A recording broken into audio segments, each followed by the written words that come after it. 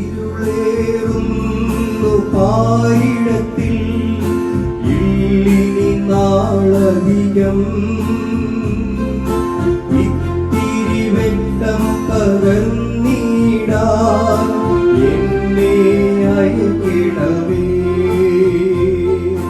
പോയിടാം വൻകൊയ്ത്തിനായി വിളഞ്ഞ വയലുകളിൽ നേടിടാം ഈ ലോകത്തേക്കാൾ വിലയേറും ആത്മാവിനെ. ദൈവനാമത്തിന് മഹത്വമുണ്ടാകട്ടെ. ഇന്നത്തെ പ്രഭാത ധ്യാനത്തിനായി 25-ാം സങ്കീർത്തനം 5-ാം വാക്യം. നിന്റെ സത്യത്തിൽ എന്നെ നടത്തി എന്നെ പഠിപ്പിക്കണമേ. നീ എൻ്റെ രക്ഷയുടെ ദൈവമാകുന്നുവല്ലോ. ദിവസം മുഴുവനും ഞാൻ നിങ്ങൾ പ്രത്യാശ വയ്ക്കുന്നു.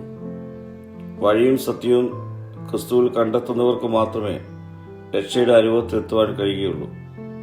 രക്ഷ ദൈവത്തിൻ്റെ ദാനമാണ്. രക്ഷയ്ക്കുള്ള മാർഗം ക്രിസ്തു യേശു തന്നെയാണ്.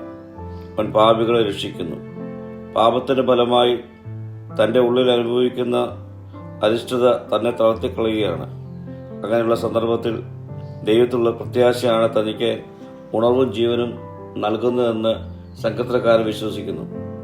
ദൈവത്തിൽ പ്രത്യാശ വച്ചിരിക്കുന്നുവെങ്കിലും നിഷ്കളങ്കരും നേരും തൻ്റെ ജീവിതശൈലിയുടെ ഭാഗമാണെങ്കിലും യഹോവെങ്കിലാണ് കണ്ണ് വച്ചിരിക്കുന്നത്. പ്രിയ സ്നേഹിതരെ, തകർന്നു പോകുന്ന ജീവിത സാഹചര്യങ്ങളും ദൈവത്തിൽ പ്രത്യാശ വയ്ക്കാം.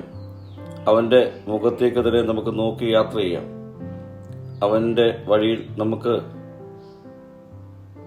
സഞ്ചരിക്കാം. അവൻ നമ്മെ സംരക്ഷിക്കും. അവൻ നമ്മെ പരിപാലിക്കും. പ്രാർത്ഥിക്കാം. കർത്താവേ, ദിനവും നിന്നിൽ ശരണപ്പെടുവാനുള്ള കൃപ നൽകണമേ. മഹത്വം നീ എടുക്കണം. യേശുവിൻ്റെ നാമത്തിൽ തന്നെ. ആമീൻ.